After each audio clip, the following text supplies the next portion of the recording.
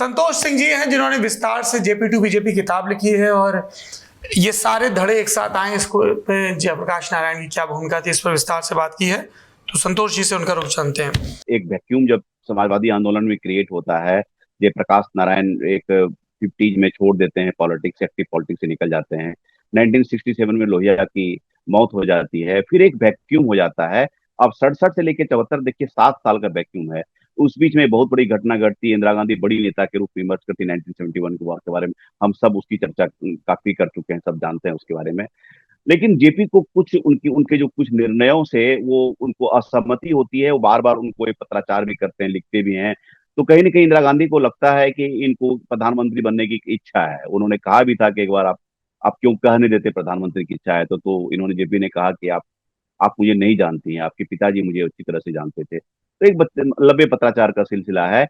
तो राम बहादुर राय जो अखिल भारतीय विद्यार्थी परिषद के थे, अभी एक दिल्ली में एक बड़े प्रतिष्ठित जगह पर हैं।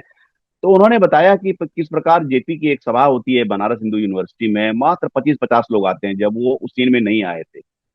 और कट टू 74 मूवमेंट जब शुरुआत होता है तो उसी जगह 1 लाख की भीड़ होती है। तो ये एक दोनों का अंतर होता है। तो मैं ये बताना चाह रहा हूँ कि जेपी इसमें जुड़े हुए नहीं थे। वो कदम कुआं, पटना के कदम कुआं अपने निवास पर बीमार चल रहे थे, कुछ कुछ लोगों से मिलते थे, एक्टिव पॉलिटिक्स में रहे थे। वो हमेशा मतलब लेटे रहते थे, कुछ कुछ नोट वोट करते थे, कभी अपने अपने गांव किताब दियारा जाते थे, यही सब करते थे। तो हुआ क्या कि ये प्योरली जब गुजरात से नवनिर्माण आंदोलन चलता है स्टूडेंट्स का, और उसकी हनक बिहार तक पहुंचती है। अब ये मुद्दे देखिए क्या थे, कुछ नहीं, स्कूल का बस का किराया था, स्कूल का फी था, हॉस्टल का मिसमैनेजमेंट था। सुशील कुमार मोदी पूर्व मुख्यमंत्री, पूर्व राज्यसभा एमपी जो नहीं रहे, उन्होंने मुझे बताया था कि पटना के गांधी मैदान से जब वो लोग भीड़ चलती है तो वो लोग हंस रहे थे अपने आप पर कि हम लोग क्या कर रहे हैं। मात्र 30-35 लोग थे। लेकिन वही भीड़ जब वहां से लगभग 5 किलोमीटर तक विधानसभा पहुंचती है तो वो भीड़ हजारों में तब्दील हो जाती है ऑर्गेनिकली। किसी को बुलाया नहीं गया था, वो मूवमेंट स्वतः स्फूर्त आंदोलन हो जाता है। उसमें हिंसा भी होती है। दो प्रेस के जो प्रिंटिंग प्रेस है वो भी जलाए जाते हैं। तो हिंसा जो हो गई ना, तो उसके बाद कुछ दिन के बाद, ये 18 मार्च 1974 की घटना है, पहली बार जो घेराव हुआ है। उसमें कोई पॉलिटिशियन का हाथ नहीं है, कोई पॉलिटिशियन ऑफ द डे अगर थे भी शिवानंद तिवारी, कर्पूरी ठाकुर, और साइड लाइन्स पर थे। ये प्योरली स्टूडेंट्स मूवमेंट था। लालू प्रसाद, नीतीश कुमार, सुशील कुमार मोदी, अश्विनी कुमार चौबे, रविशंकर प्रसाद, इस तरीके सब ये सारे नेता थे। तो ये लोग जब मूवमेंट होता है तो जेपी के पास पहुंचते हैं कुछ दिन के बाद उनके कदम कुआं निवास पर। तो वो सुनते हैं, इस तरह से जवाब देते थे। फिर बात बोलते हैं, मेरी एक शर्त है, तुम लोग वायलेंस नहीं करोगे तब मैं इसमें शामिल होता हूँ। तो फिर वो बाद में चले जाते हैं, उनका इलाज होता है, साउथ से इलाज करके आते हैं। फिर गांधी मैदान की सभा होती है और जेपी मूवमेंट को ऑन करते हैं। फिर जाकर के आगे जाकर के संपूर्ण क्रांति का नारा जो है 74 में, वहां से पटना के गांधी मैदान से संपूर्ण टोटल रिवॉल्यूशन, वो टोटल रिवॉल्यूशन कुछ नहीं था, जो सप्त क्रांति का जो लोहिया का सिद्धांत था उसी का विस्तार था कि किस प्रकार के चौखंबा राज हो, अब नारी समानता हो, समाज में समानता हो, कास्टलेस सोसाइटी हो, वो जो उसके जो 7 कंपोनेंट थे उसको कहते थे कि जो कि जिसको कि बाद में दीनदयाल उपाध्याय ने अपने हिसाब से एकात्म मानववाद कहा, इंटेग्रल ह्यूमनिज्म कहा, जो आजकल मोदी जी सबका साथ सबका विकास कर रहे थे, उसी कंसेप्ट को लेकर के था। तो जब जेपी जब सीन में आते हैं तो काफी उसमें एनर्जी आ जाती है। और स्टूडेंट लीडर जो 1973 में लालू प्रसाद बनते हैं पटना यूनिवर्सिटी स्टूडेंट यूनियन के प्रेसिडेंट, और जनरल सेक्रेटरी सुशील कुमार मोदी, और असिस्टेंट सेक्रेटरी रविशंकर प्रसाद, ये सब लोग एक बड़े नेता के रूप में इमर्ज करते हैं। इसमें बड़ी एक छोटी सी कहानी है, थोड़ा सा विषयांतर है उससे से। जो अभी आप शिवानंद तिवारी, पूर्व Rajya Sabha MP, I think one of the few people जो है उस समय के बचे हुए हैं जो कि जिनको पूरी कहानी याद है। वो बताते हैं कि 73 के पहले लालू प्रसाद का नेता के रूप में उदय कैसा हुआ, वो कहानी बताते हैं। सब जानते हैं कि 74 से उपजा है, 69 ले चलते हैं। उन्होंने शंकराचार्यपुरी के शंकराचार्य पटना आते हैं और वो दलित के अगेंस्ट में कुछ डेरोगेटरी रिमार्क्स दे देते हैं, और इसका विरोध शिवानंद तिवारी करते हैं। और बड़े नेता रामानंद तिवारी के बेटे थे तो उन्होंने विरोध किया। पहली बार उनकी सभा में इंकलाब जिंदाबाद का नारा लालू प्रसाद ने लगाया था। तो पहली बार जो आज जो लोग कहते हैं कि लालू प्रसाद ने दलित के लिए कुछ नहीं किया, तो उनकी पूरी राजनीति दलित से शुरू होती है। ये लालू प्रसाद की कहानी थी। और जब इमरजेंसी लागू होता है तो लालू प्रसाद उसमें जेल में है, और जेल में है तो वो अपने अल्हड़ अंदाज में वो कहानी बताते हैं, जेल पहुंच गए तो और सब लोग जेल आए तो उनको हम कैसे रिगेल करते थे। तो उसमें एक लोहा सिंह रामेश्वर कश्यप का नाटक था, तो उसमें एक संवाद था, एक खदेड़न की मदर।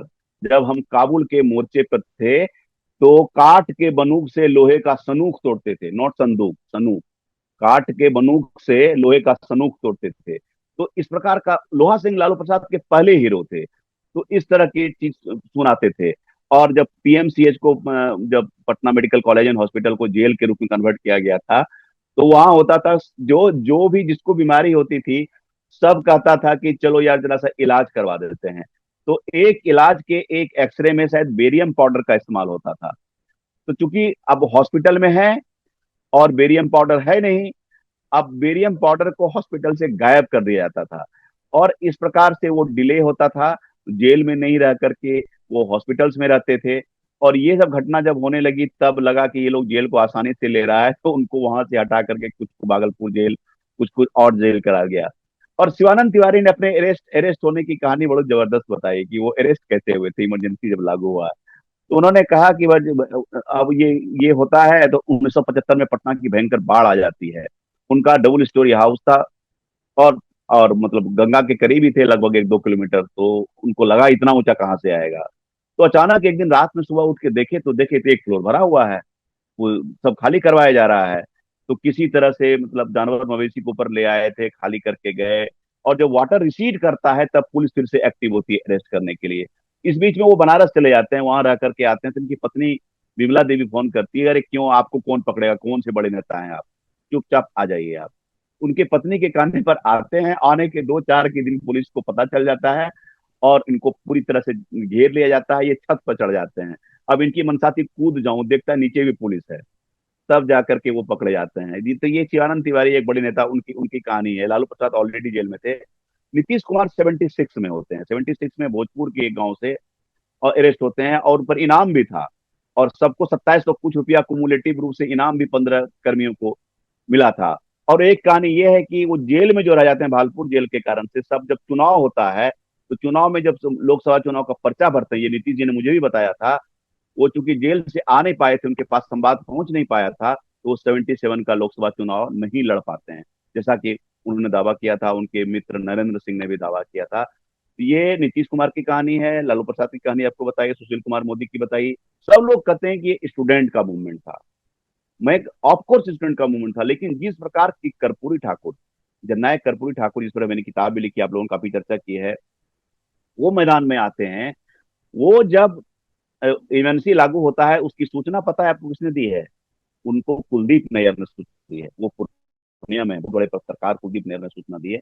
वो पूर्णिया में है, तो वो पूर्णिया से नेपाल निकल जाते हैं। पूर्णिया, नेपाल, बंगाल, उत्तर प्रदेश, महाराष्ट्र, चेन्नई, सब जगह जाते हैं। एक व्यक्ति जो पूरे मूवमेंट में घूम करके बिहार के बाहर आंदोलन को कैसे जीवित करता है, उसको कैसे मोटिवेट करता है, पर्चे बांटता है, और किसी जगह 3 दिन से ज्यादा नहीं रखते। तो उनका कहना था कि पहले दिन जाओगे पता नहीं चलेगा, सेकेंड डे इंटेलिजेंस को पता चल जाएगा, थर्ड डे पकड़े जाओगे।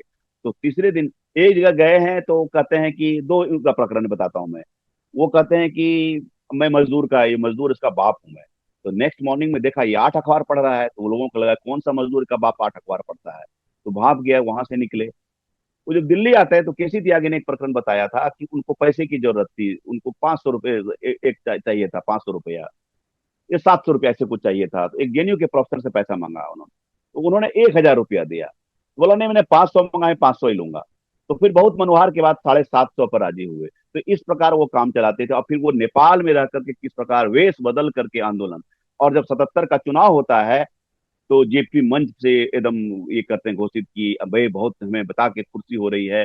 इस सभा में कर्पूरी ठाकुर भी उपस्थित थे, वेश बदल के उपस्थित थे। तो कर्पूरी ठाकुर को उस भाषण के बाद और उस प्रोग्राम के बाद पटना के अप्सरा सिनेमा में उनको अरेस्ट किया जाता है। और उस अरेस्ट होने के बाद कर्पूरी पुलिस को कहती है कि 19 महीने कहाँ थे, निकम्मी पुलिस। तो ये कर्पूरी ठाकुर अरेस्ट नहीं हुए, लेकिन उनका कंट्रीब्यूशन इमरजेंसी में, मतलब मुझे लगता है कि उसकी चर्चा कम होती है। ये स्टूडेंट मूवमेंट तो था ही, लेकिन इस मूवमेंट के लिए कर्पूरी ठाकुर ने जो बिहार से बाहर रह करके किया, वो एफर्ट अद्वितीय था।